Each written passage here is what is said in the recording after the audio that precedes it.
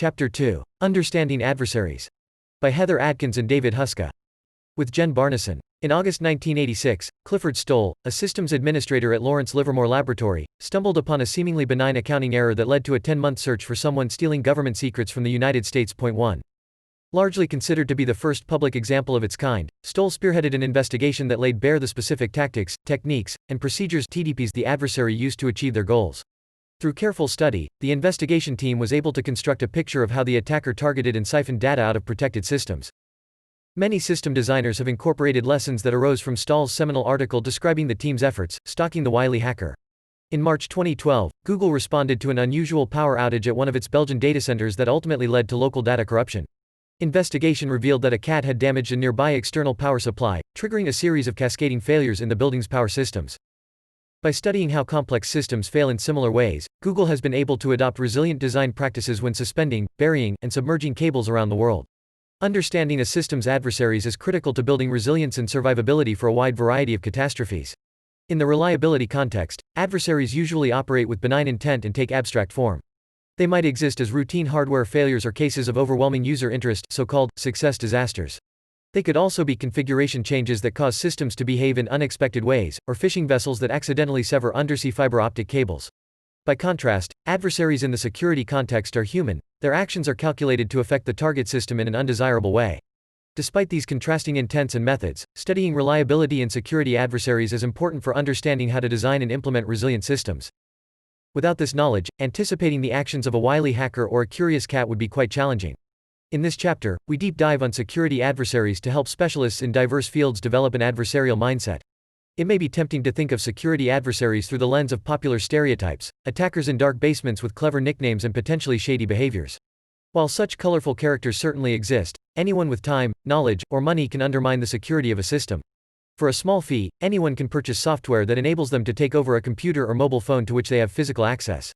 Governments routinely buy or build software to compromise the systems of their targets. Researchers often probe the safety mechanisms of systems to understand how they work. Therefore, we encourage you to maintain an objective perspective about who is attacking a system. No two attacks, or attackers, are the same. We recommend taking a look at Chapter 21 for a discussion of the cultural aspects of dealing with adversaries. Predicting future security catastrophes is mostly a guessing game, even for knowledgeable security experts. In the following sections, we present 3 frameworks to understand attackers that we've found helpful over the years, exploring the potential motives of people attacking systems, some common attacker profiles, and how to think about attackers' methods. We also provide illustrative and hopefully entertaining examples within the 3 frameworks. Attacker motivations. Security adversaries are first and foremost human, at least for the time being. Therefore, we can consider the purpose of attacks through the eyes of the people who carry them out. Doing so may better equip us to understand how we should respond, both proactively during system design and reactively during incidents. Consider the following attack motivations. Fun. To undermine the security of a system for the sheer joy of knowing it can be done. Fame. To gain notoriety for showing off technical skills. Activism. To make a point or broadcast a message, typically, a political viewpoint, widely.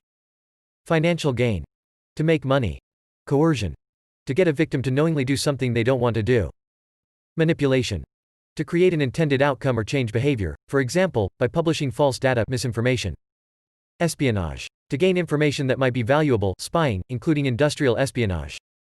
These attacks are often performed by intelligence agencies. Destruction. To sabotage a system, destroy its data, or just take it offline.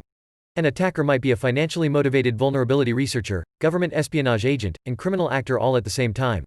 For example, in June 2018 the U.S. Department of Justice indicted Park Jin-hyok, a North Korean citizen accused of participating in a wide variety of activities on behalf of his government, including creating the infamous 2017 WannaCry ransomware, used for financial gain, the 2014 compromise of Sony Pictures, intended to coerce Sony into not releasing a controversial movie, and ultimately harming the company's infrastructure, and the compromise of electric utilities, presumably for espionage or destructive purposes. Researchers have also observed government attackers using the same malware leveraged in nation-state attacks to pilfer electronic money in video games for personal gain. When designing systems, it's important to keep these diverse motivations in mind. Consider an organization that is processing money transfers on behalf of its customers. If we understand why an attacker might be interested in this system, we can design the system more securely. A good example of possible motivations in this case can be seen in the activities of a group of North Korean government attackers, including Park, who allegedly attempted to steal millions of dollars by breaking into banking systems and exploiting the SWIFT transaction system to transfer money out of customer accounts. Attacker profiles. We can better understand attacker motivations by taking the people themselves into account, who they are, whether they perform attacks for themselves or for someone else, and their general interests. In this section, we outline some profiles of attackers, indicating how they relate to a system designer and including a few tips for protecting your systems from these types of attackers. For the sake of brevity, we've taken some liberties with generalizations, but remember, no two attacks or attackers are the same. This information is meant to be illustrative rather than definitive.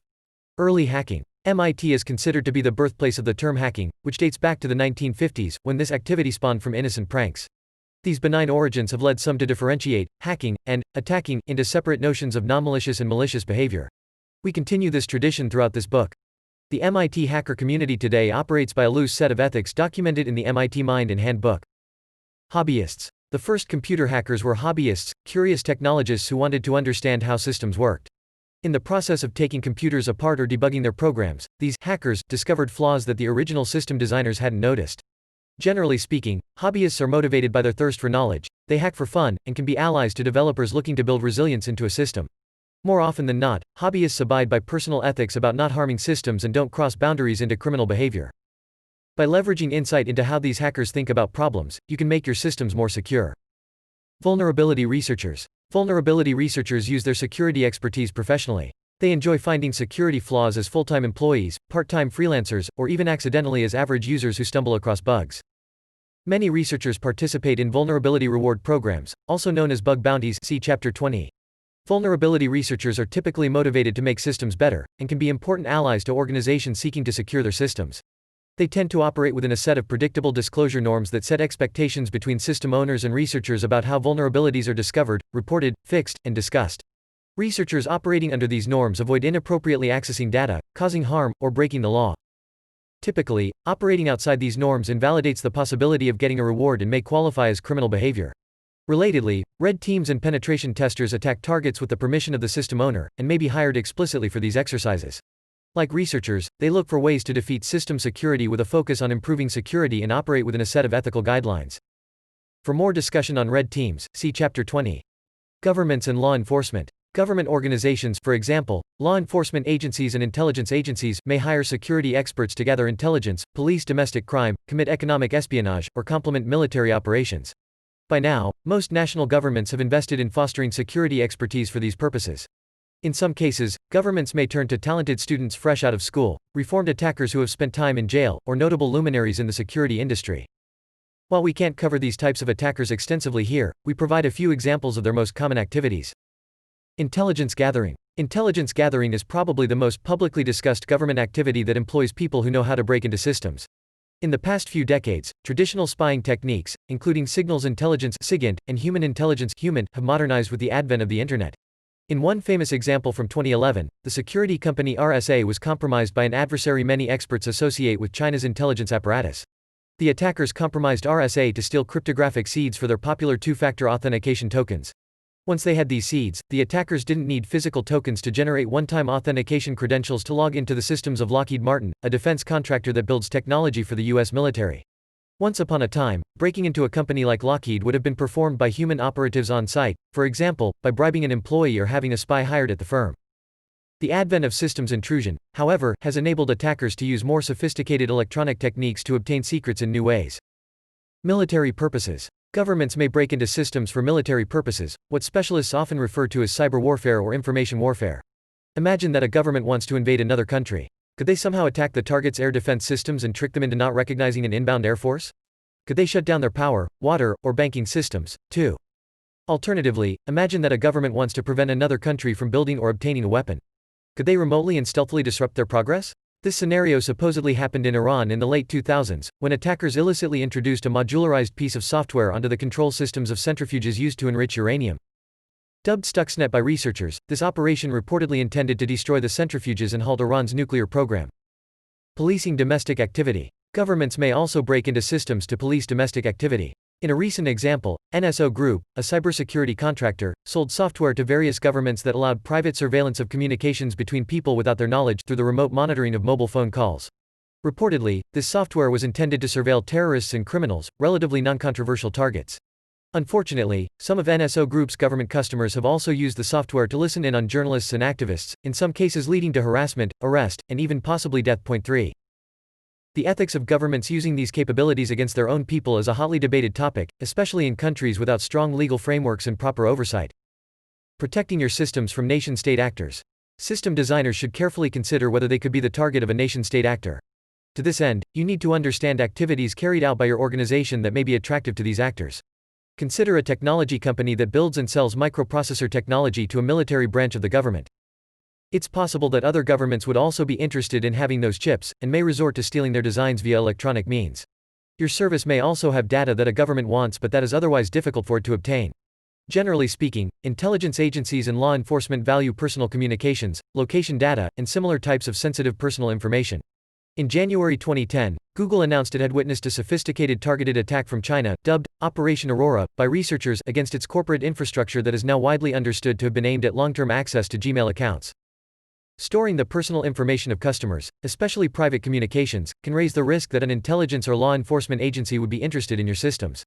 Sometimes you might be a target without realizing it. Operation Aurora wasn't limited to large tech companies, it affected at least 20 victims in a variety of finance, technology, media, and chemical sectors. These organizations were both large and small, and many did not consider themselves at risk of a nation-state attack. Consider, for example, an app that aims to provide athletes with data tracking analytics, including where they cycle or run. Would this data be an attractive target to an intelligence agency?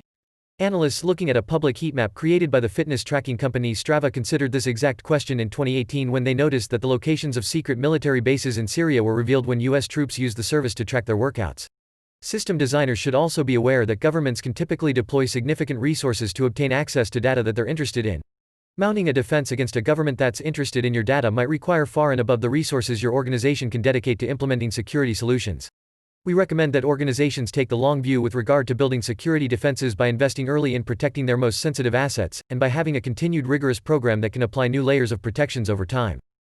An ideal outcome is forcing an adversary to expend a significant amount of their resources to target you, increasing their risk of being caught, so that their activities can be revealed to other possible victims and government authorities. Activists. Hacktivism is the act of using technology to call for social change. This term is loosely applied to a wide variety of online political activities, from the subversion of government surveillance to the malicious disruption of systems. Point 4. For the purpose of thinking about how to design systems, we consider the latter case here. Hacktivists have been known to deface websites, that is, replace normal content with a political message. In one example from 2015, the Syrian Electronic Army, a collective of malicious actors operating in support of the regime of Bashar al-Assad, took over a content distribution network (CDN) that served web traffic for. The attackers were then able to insert a pro-Assad message subsequently seen by visitors to the website. This kind of attack can be very embarrassing for website owners and can undermine user trust in the site. Other hacktivist attacks may be far more destructive. For example, in November 2012 the decentralized, international hacktivist group Anonymous 5 took numerous Israeli websites offline through denial-of-service attacks. As a result, anyone visiting the affected websites experienced slow service or an error. Distributed denial-of-service attacks of this nature send the victim a flood of traffic from thousands of compromised machines distributed across the world.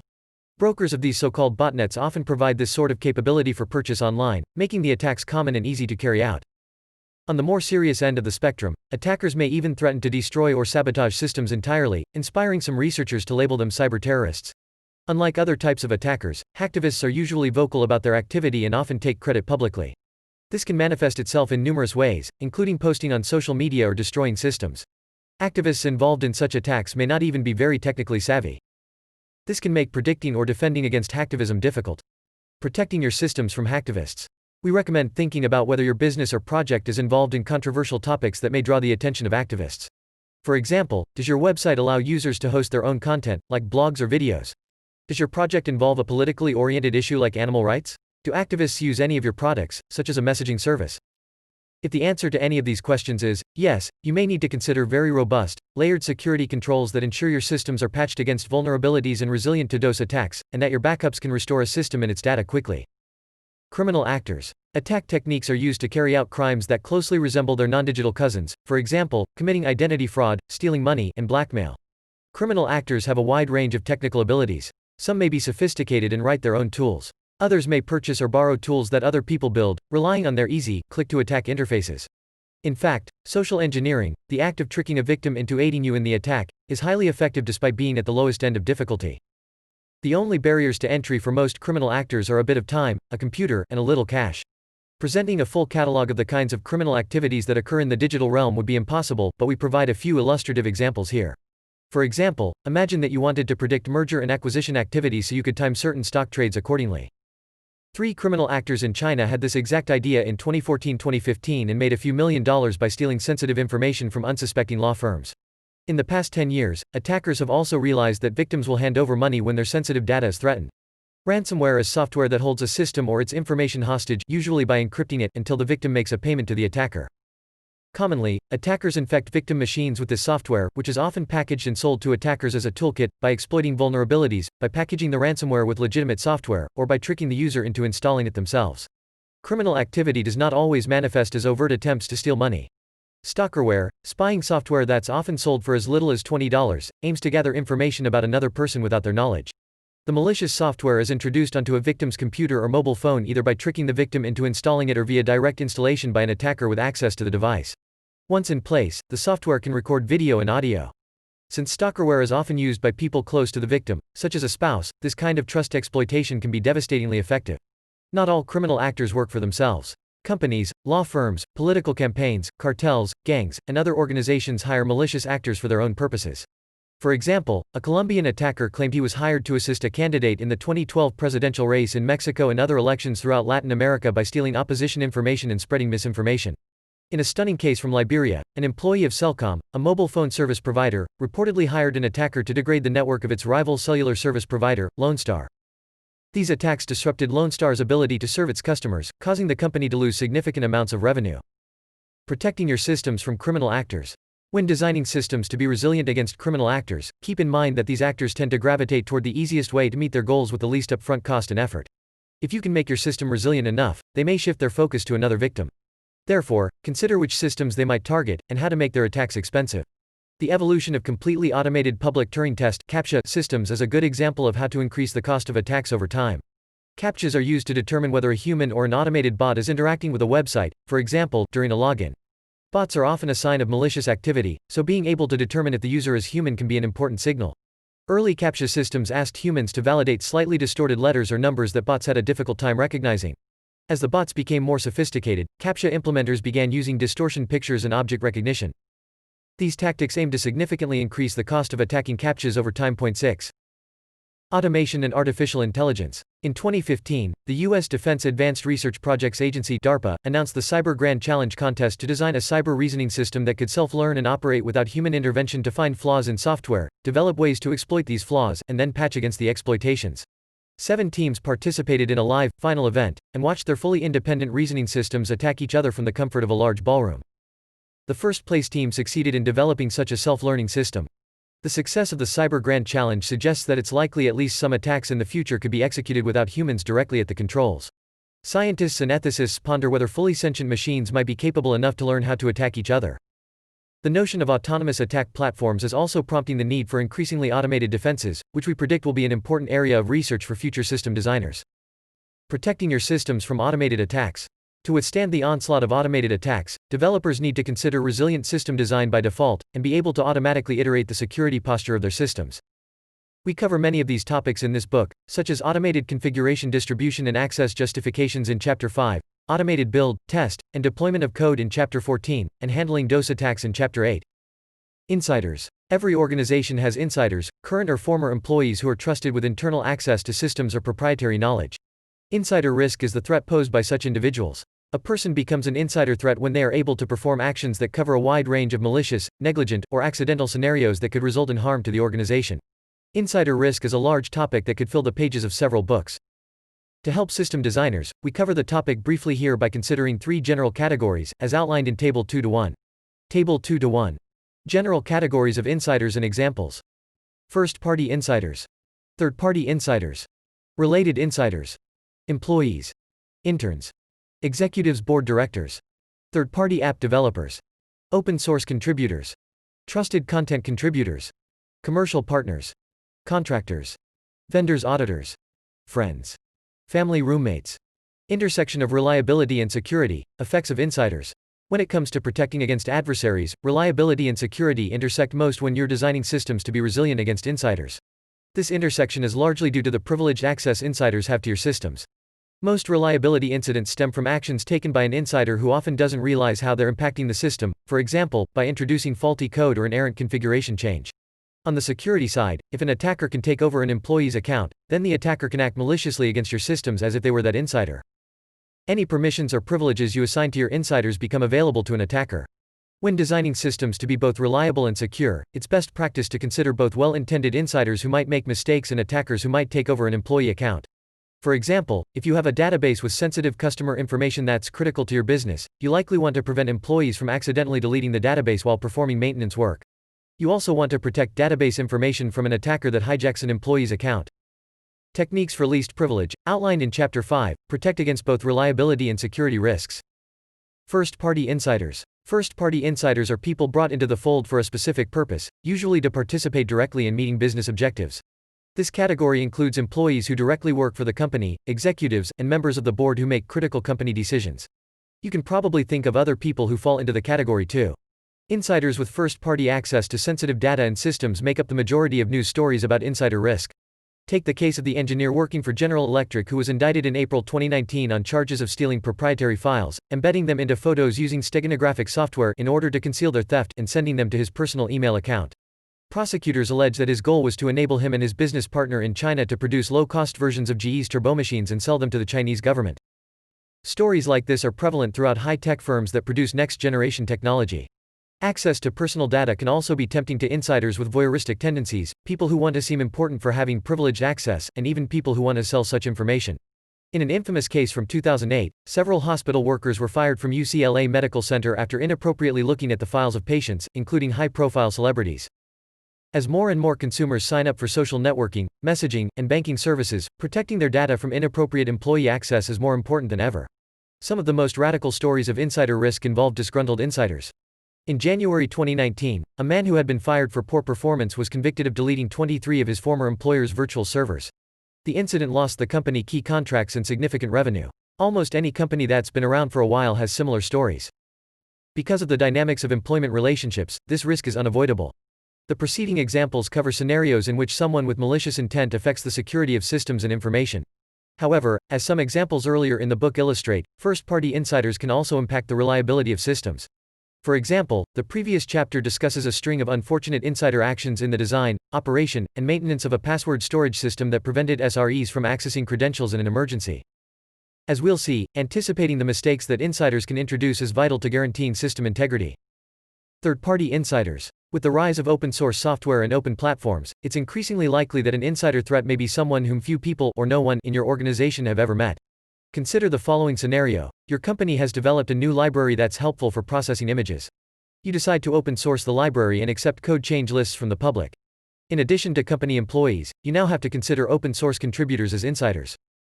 After all, if an open source contributor on the other side of the world whom you've never met submits a malicious change list, they can harm people using your library.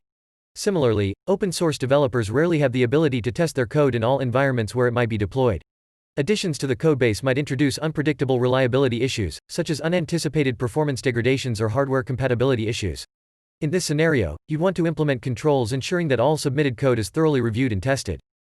For more details on best practices in this area, see chapters 13 and 14.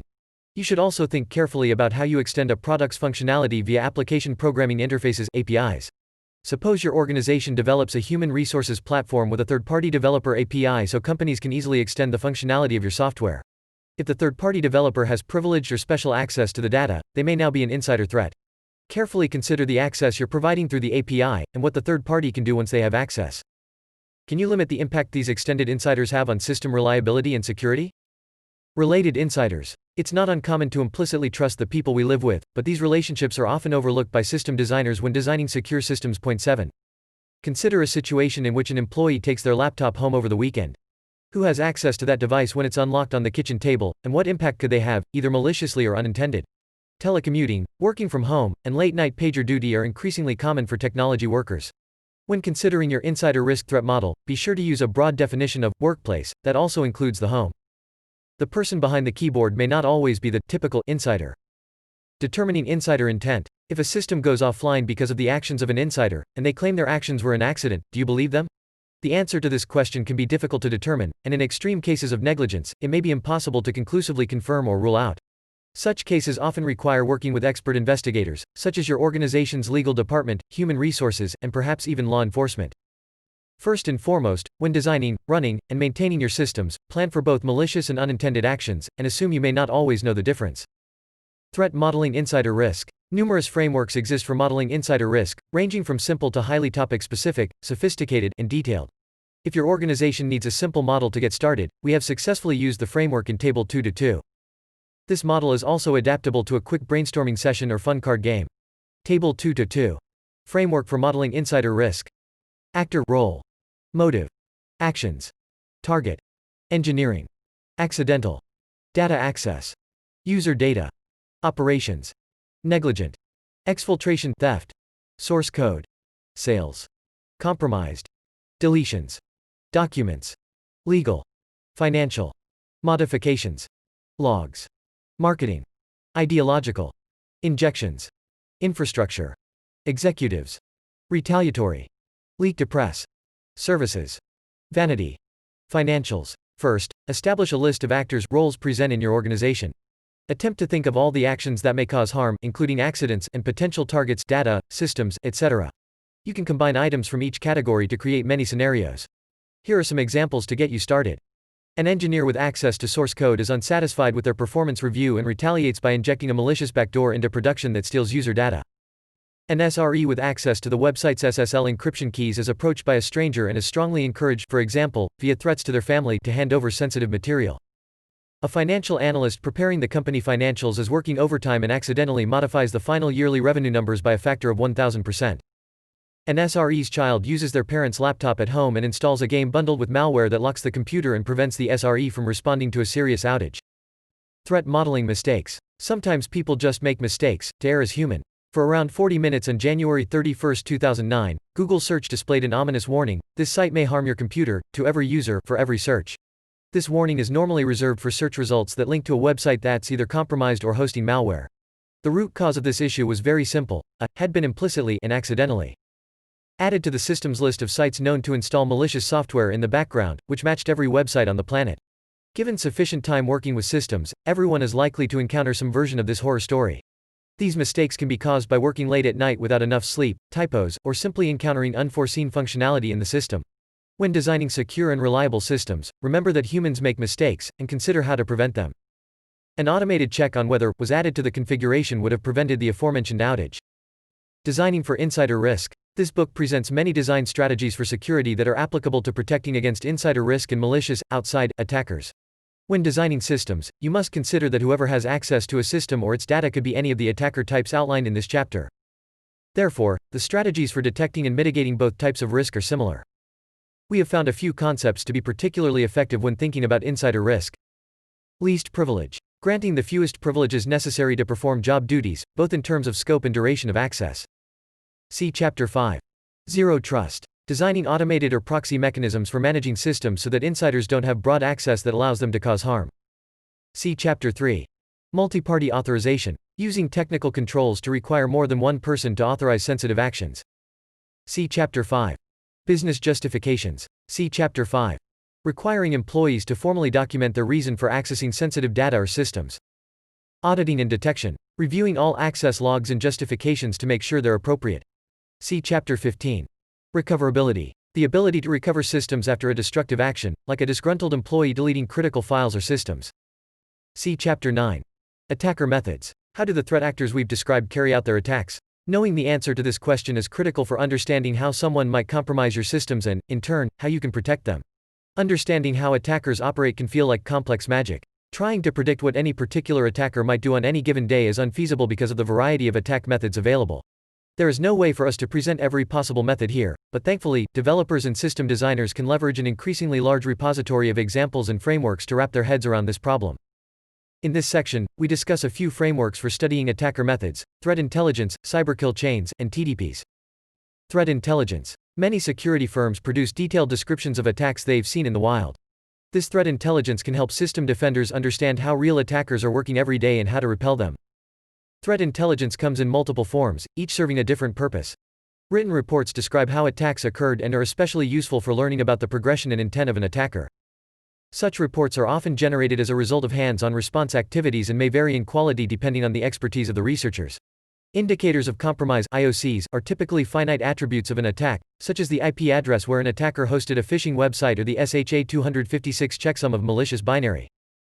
IOCs are often structured using a common format 8 and obtained through automated feeds so they can be used to programmatically configure detection systems. Malware reports provide insight into the capabilities of attacker tools and can be a source of IOCs. These reports are generated by experts in reverse engineering binaries, usually using standard tools of the trade such as IDA Pro or Ghidra. Malware researchers also use these studies to cross-correlate unrelated attacks according to their common software attributes.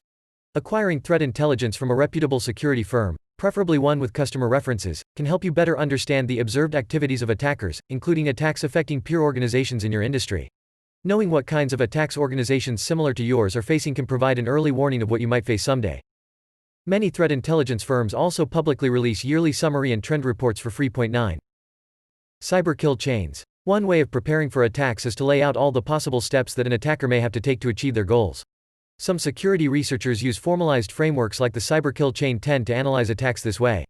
These kinds of frameworks can help you plot the formal progression of an attack alongside defensive controls to consider. Table 2-3 shows the stages of a hypothetical attack relative to some defensive layers. Table 2-3.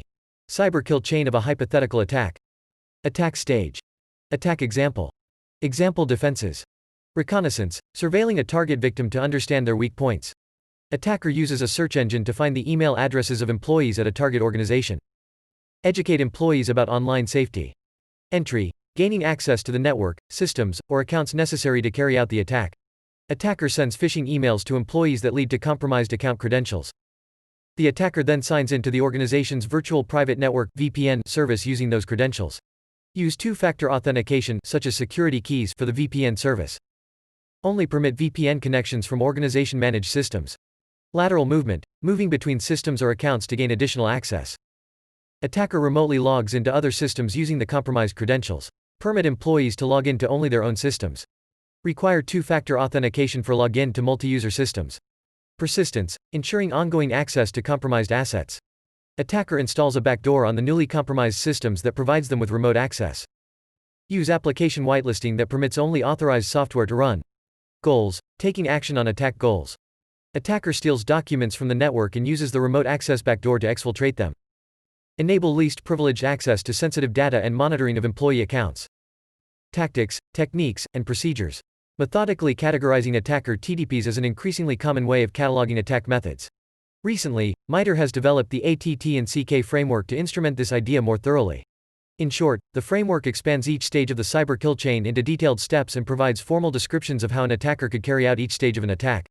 For example, in the credential access stage, ATT&CK describes how a user's _history may contain accidentally typed passwords that an attacker could obtain by simply reading the file.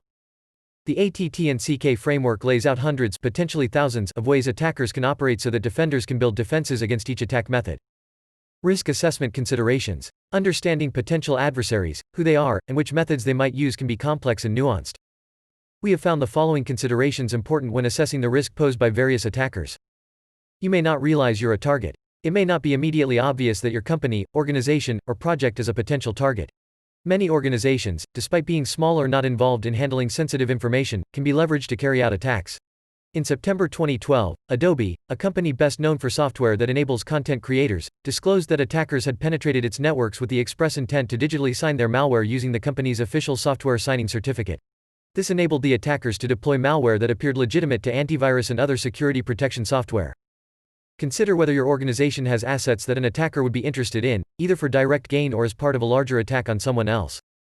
Attack sophistication is not a true predictor of success. Even if an attacker has a lot of resources and skills, don't assume that they'll always choose the most difficult, expensive, or esoteric means to achieve their goals. Generally speaking, attackers choose the simplest and most cost-effective methods of compromising a system that meet their goals. For example, some of the most prominent and impactful intelligence-gathering operations rely on basic phishing, tricking a user into handing over their password.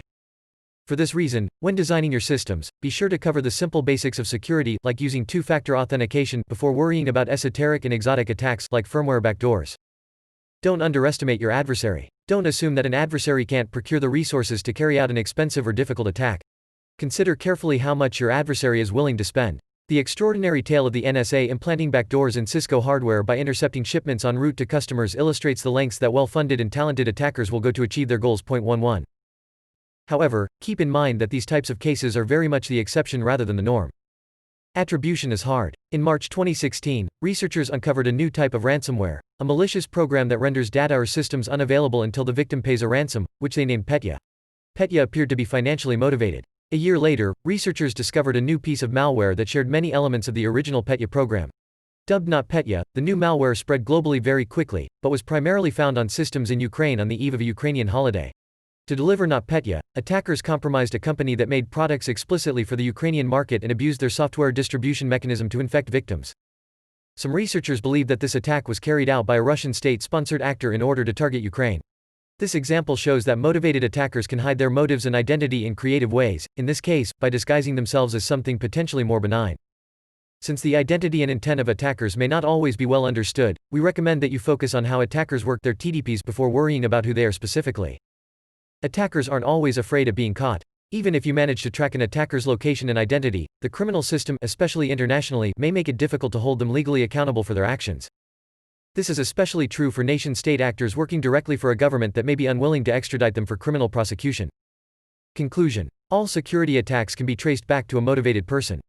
We've covered some common attacker profiles to help you identify who may want to target your services and why, allowing you to prioritize your defenses accordingly.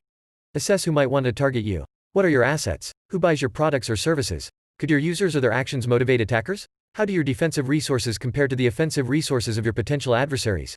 Even when facing a well-funded attacker, the information in the rest of this book can help make you a more expensive target, possibly removing the economic incentive for an attack. Don't overlook the smaller, less conspicuous adversary. Anonymity, location, ample time, and the difficulty of prosecution can all be advantages to an attacker, allowing them to cause you disproportionately large amounts of damage. Consider your insider risk, as all organizations face both malicious and non-malicious potential threats from insiders. The elevated access granted to insiders allows them to inflict significant damage. Stay current on the threat intelligence issued by security firms. While a multi-step attack methodology can be effective, it also provides multiple contact points where you can detect and prevent an attack. Be mindful of complex attack strategies, but don't forget that simple, unsophisticated attacks like phishing can be painfully effective. Don't underestimate your adversaries or your own value as a target. One Stoll documented the attack in an article in Communications of the ACM, Stalking the Wily Hacker, and the book The Cuckoo's Egg, Tracking a Spy Through the Maze of Computer Espionage, Gallery Books. Both are good resources for anyone designing secure and reliable systems, as their findings are still relevant today. 2. As an example of how complicated this space can be, not all attackers in such conflicts are part of an organized military. For example, Dutch attackers reportedly compromised the U.S. military during the Persian Gulf War, 1991, and offered stolen information to the Iraqi government. 3. NSO Group's activities have been researched and documented by the Citizen Lab, a research and policy laboratory based at the Munk School of Global Affairs and Public Policy, University of Toronto. For an example, see _. 4. There is some debate about who coined this term and what it means, but it became widely used after 1996 when it was adopted by hacktivism, a group associated with the cult of the dead cow, CDC. 5. Anonymous is a moniker that a wide variety of people use for hacktivist and other activities. It may or may not refer to a single person or a collective of related persons, depending on the situation. 6. The race to increase the effectiveness of CAPTCHA techniques continues, with newer advancements using behavioral analysis of users as they interact with the CAPTCHA. reCAPTCHA is a free service you can use on your website. For a relatively recent overview of the research literature, see Chao Yang Wei, Willie Susilo, and Peyrat Thorncherensri. 2019. CAPTCHA Design and Security Issues. In Advances in Cybersecurity, Principles, Techniques, and Applications, edited by Quan-Ching Li, Xiaofeng Chen, and Willie Susilo, 69-92.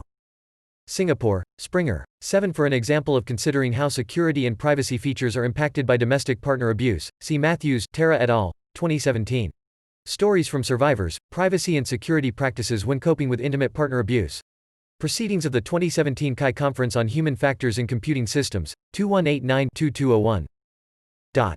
8. For example, many tools are incorporating the Structured Threat Information Expression (STIX) language to standardize the documentation of IOCs that can be traded between systems using services like the Trusted Automated Exchange of Indicator Information (TAXII) project. 9 notable examples include the annual Verizon Data Breach Investigations Report and CrowdStrike's annual Global Threat Report. 10. The Cyber Kill Chain, conceived and trademarked by Lockheed Martin, is an adaptation of traditional military attack structures. It defines 7 stages of cyberattacks, but we've found this can be adapted. Some researchers simplify it to 4 or 5 key stages, as we've done here. 11 Greenwald, Glenn. 2014. No Place to Hide, Edward Snowden, the NSA, and the U.S. Surveillance State.